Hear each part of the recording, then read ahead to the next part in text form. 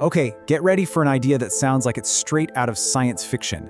What if I told you that life itself, everything from a tree reaching for the sun, to a bird navigating the globe, to the chemical reactions happening inside you right now, is actually powered by the weirdest, most baffling rules of physics?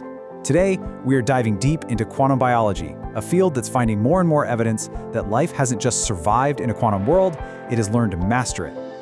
You know, the seed for this whole crazy idea was planted way back in 1944, and it was planted by none other than Erwin Schrödinger, one of the pioneers of quantum mechanics. In his little book, What is Life?, he basically threw out this wild thought. Maybe the only way to explain something as stable and precise as a gene is to use quantum mechanics. For decades, it was a fascinating idea, but that's all it was, just an idea. And here's the reason why it stayed just an idea. The biggest hurdle was life itself. I mean, think about the inside of a cell. It's not a quiet, pristine laboratory. It's a chaotic, jiggling, soupy mess. The consensus for a long time was that this warm, wet, and noisy environment would instantly smash any delicate quantum state to pieces. It just seemed impossible for these fragile effects to last for even a nanosecond in the chaos of a living cell. So this sets up two totally different ways of looking at life. The classical view is what we all learn in high school chemistry.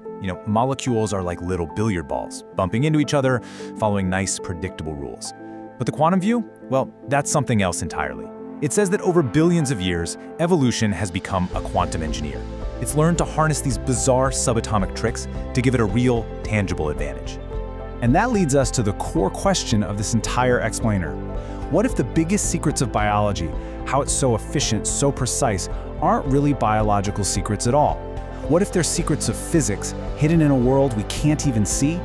Well, the evidence is piling up, and it is pretty mind-blowing. So let's get into it. Scientists are now uncovering what you could almost call life's quantum superpowers.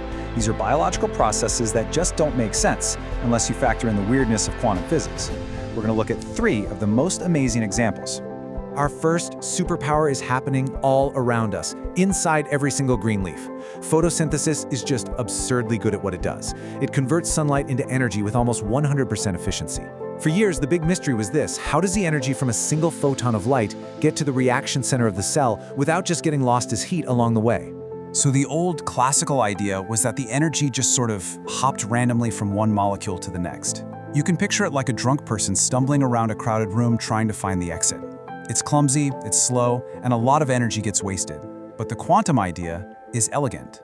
It says the energy doesn't hop, it acts like a wave, existing in a state of coherence where it explores all possible paths at the exact same time and instantly finds the most direct route. It's not a stumble, it's a perfect quantum walk. Now, here's where it gets even cooler, and this table really shows it. At first, scientists thought the plant's proteins had to act like noise-canceling headphones, protecting that delicate quantum state. But the newest research shows something way more clever is going on. It turns out nature uses the noise, the vibrations in the cell, to its advantage. It's a process called dissipative funneling, where the vibrations actually help nudge the energy along the right path, keeping the quantum walk going. So life took a problem, noise, and turned it into part of the solution. That's just brilliant.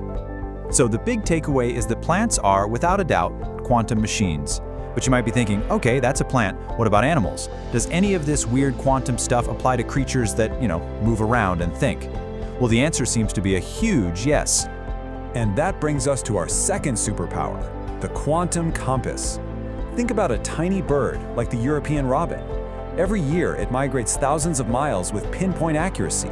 How in the world does it do that? For the longest time, we had no idea. But the answer, incredibly, appears to be inside its eye. The key here is a process called the radical pair mechanism, and it uses one of the most famous and freaky parts of quantum mechanics, entanglement. This is that spooky action at a distance Einstein talked about. You have 2 particles that become linked, and whatever happens to one instantly affects the other no matter how far apart they are. That spooky link is exactly what the robin uses as a compass. Okay, let's walk through how this works, because it's amazing. First, a photon of blue light hits a special protein in the bird's retina. This creates a pair of electrons that are now quantum entangled. Now, here's the trick. The Earth's magnetic field actually affects how these 2 electrons behave, how their spins are aligned. This change influences a chemical reaction, which creates a signal that goes to the bird's brain. The end result is The robin literally sees the magnetic field of the Earth as a pattern laid on top of its normal vision. It's a heads-up display, powered by quantum mechanics. All right, our third and final superpower is maybe the most important one for us, personally, because it's happening inside every single one of your cells, billions of times a second. It's the secret behind the unbelievable speed of life, enzymes. So enzymes are the little workhorses that make chemical reactions happen fast enough to sustain life. They can speed things up by trillions of times. Classically, we thought they worked by just lowering the energy hill a molecule has to climb to react. But it turns out sometimes they don't bother with the hill at all. They use a quantum trick called tunneling, where a particle doesn't go over the barrier, it just instantly appears on the other side. It's like taking a shortcut straight through a solid wall. And the proof, the absolute smoking gun that this is happening in living things, comes down to a single, baffling number: 80. What in the world could that number possibly mean? Well, it's the number that blows classical physics completely out of the water. Here it is. In an experiment on an enzyme from a soybean plant, scientists were measuring something called the kinetic isotope effect.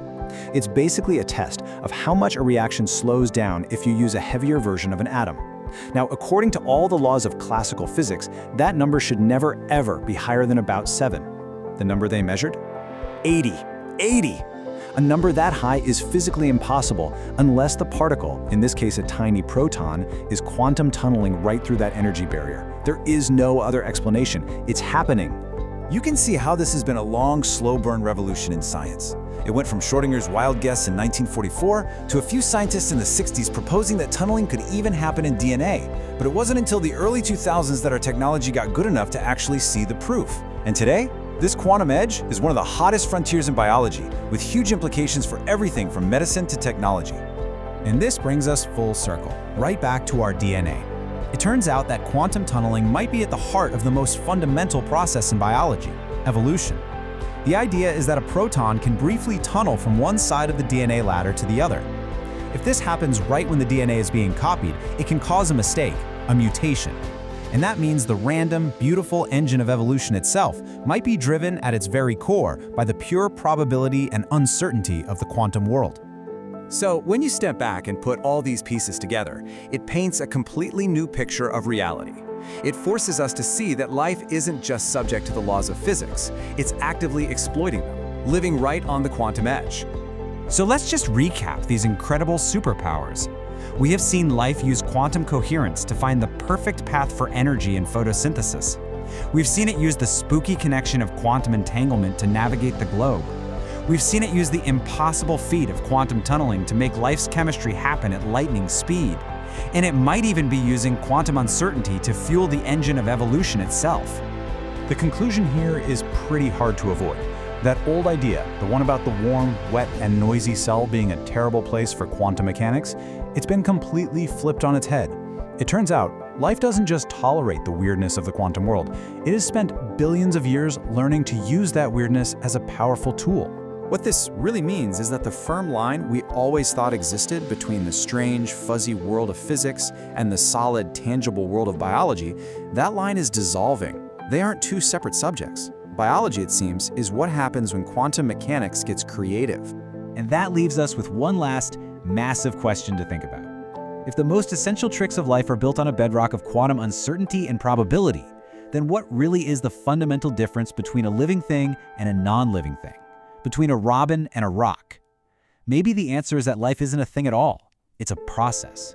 It's matter that has learned over an immense amount of time to master the deepest and strangest rules of the universe.